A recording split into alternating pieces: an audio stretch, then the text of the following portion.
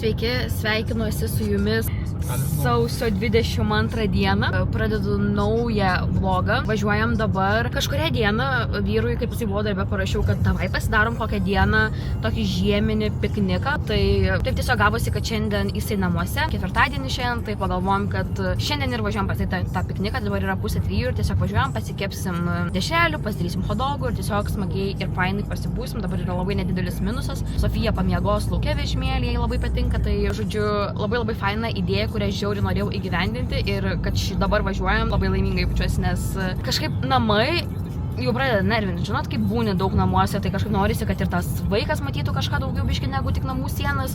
Tai va, tai žodžiu, važiuojam piknikauti.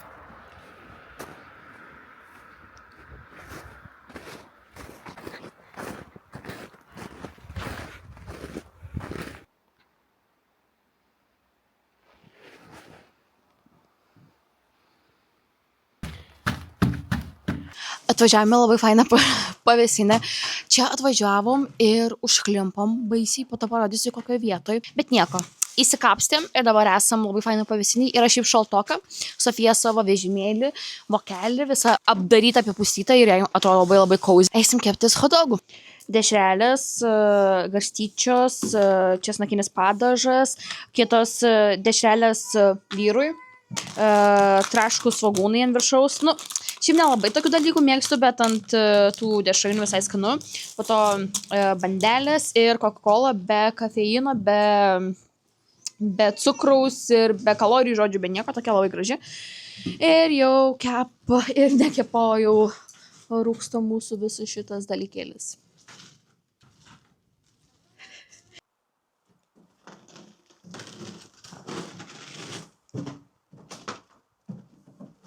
Šiaip žiauriai smagu ir net nėra taip šalta iš tikrųjų. Bet šiaip mintis labai gera, man labai patinka, man aplamai šeimos laikas. Tai 10 iš 10. Viskas jau pasiruošiau, dabar viskas šyla. Kvepia žiauriai skaniai, šiaip iš tikrųjų valgiam tik tais pusryčius ir tai jau ir valgyt norim.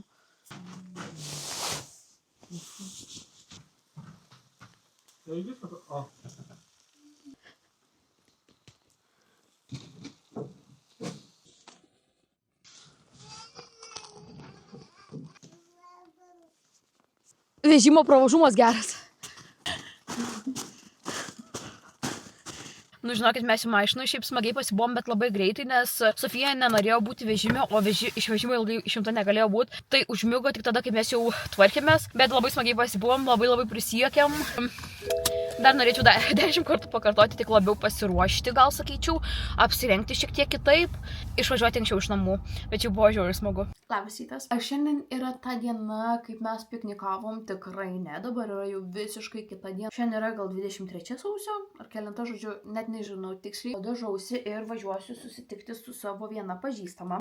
Šita pažįstama nėra lietuvė, jinai yra azijietė, bet jinai gyvena visą gyvenimą čia, tai jinai kalba pagrindę norvegiškai, bet mes bendravom tiesiog angliškai. Labai senai buvom susitikusios ir iš tikrųjų buvom susitikusios tik vieną kartą, tai dėl to ir sakau, kad, pažįstama nėra tokia ten labai jau artima draugė ar dar kažką. Jo, kai nesenai jinai pagimdė, taip pat kaip ir aš, jos berniukai yra dabar 3 mėnesiai, tai turim daug bendro. Atsimenu, kaip jinai pagimdė, aš parašiau jai, kad parašy, kada išeisim kavos su vežimėliais ir panašiai. Ir laikas bėgo ir va praėjo jau visi 3 mėnesiai ir tik dabar išsiruošiam, varysim kavos. Dar prieš važiuojant, vyras padarė pusryčius, tai čia yra vaikiškas jogurtas, čia sėklos, medus, bananas, razinos ir viskas. Ir turiu kavos. Nu kaip kitaip? Nefunkcionuosiu kitaip.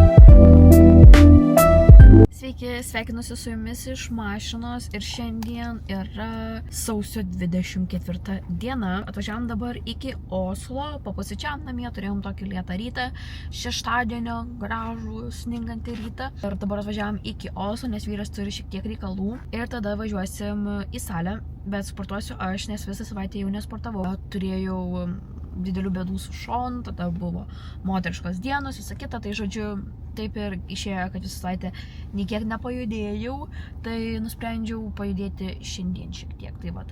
Tai jo, važiuosim sportuoti, iš tikrųjų nėra, kad labai norėčiau, bet visą ką po sporto jaučiuosi geriau, tai patinka tas jausmas po sporto.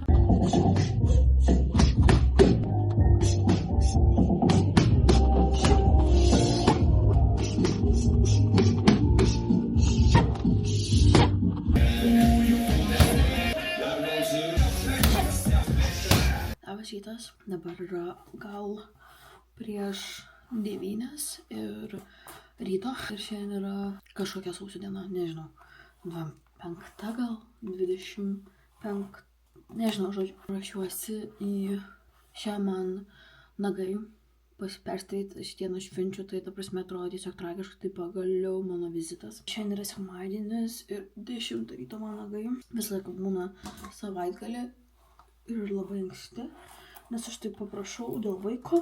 Žodžiu, jeigu galvojat, kad ką tik atsikėliau ir jaučiuosi sunkiai, tai ne. Sofija šiandien atsikėlė prieš 6, jau mes pusę gyvenimo nugyvenom iki šito laiko. Tai šiaip ne kažką jaučiuosi, nes vakar jinai užmigo, tik tais prieš po 12 biškį. Nelabai mano diena. Bet nu ką dabar padarysi, atsikėlė, tai atsikėlė, ne kiekviena rytą keliasi, tai tiesiog priėmiau kaip tiesiog vaikišką dalyką, nu tiesiog kažkas tiesiog nebenorėjo miegoti, norėjo žaisti. Tiesiog net nebegulėjom lovoje, tiesiog kėlėmės ir tiek. Žodžiu, vakar editinau šitą video ir tokia žiūriu, kad visiškai su jumis nesu net pakalbėjus, dėl to kažkaip šį rytą norėjau šiek tiek truputėlį pakalbėti, nes, nu, žinot, kad aš toks troškalas esu, kad nedaug pavalgyti, daug pakalbėti. Net tiesiog ant daug galvoju, ko aš su jumis nekal. Tai va, tai žodžiu, susiruošiau, tiesiog nieko nedariau, tiesiog apsirengiau, jau džinsus, šiltą megztinį, susirašau plaukus, belia kaip nes jau reikia galvą plaut. Ir viskas, važiuojam nagų.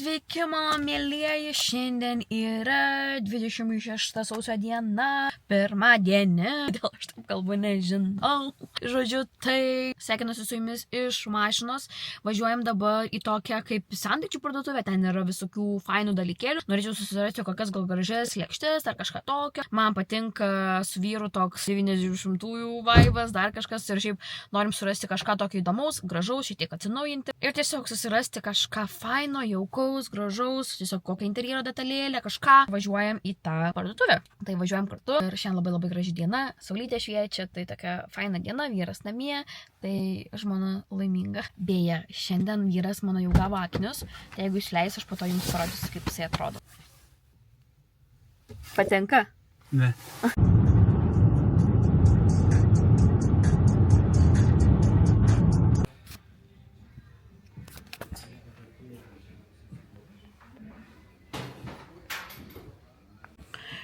Čia, žinokit, rūbų yra visko, bet, žinokit, šį kartą nieko visiškai gero, turbūt išeisiu tuščiom. Tai toks biški liūdesėlis, bet tikrai nieko gero visiškai nerandu. Sveiki. Sveiki visi, šiandien turim antradienį. Vakar daugiau nieko nenufilmavau ir iš tikrųjų anksčiau buvau tokia filmuotoja, kad įsigasdavau, kaip nefilmuodavau nuo ryto iki vakaro. Bet dabar iš tikrųjų supratau, kad nesvarbu ir neprivalau rodyti nuo ryto iki vakaro, o kaip tik gal net ir įdomiau, kai vlogas šokinėja. Tai tiesiog ir pasilikau prie tos minties, kad dabar gaunasi taip, kaip gaunasi. Tiesiog jeigu šokinėja dienos, tai nepykit, bet tiesiog taip dabar gaunasi. Jau kiek kartų pasakiau tą žodį. Tai žodžiu, bet daug kas vis rašo, kad įdomu ir atrodo, kad dabar dar daugiau susilaukiu to dėmesio, tai reiškia, kad viskas gerai.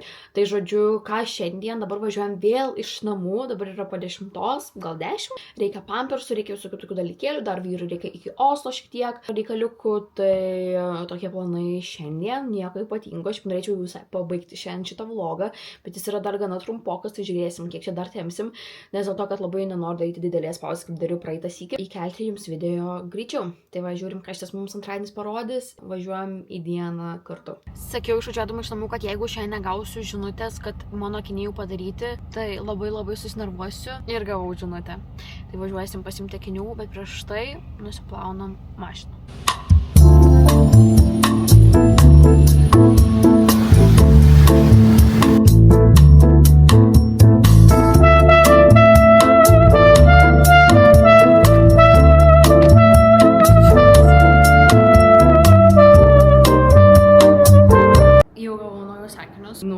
Kaip mano nauji akiniai.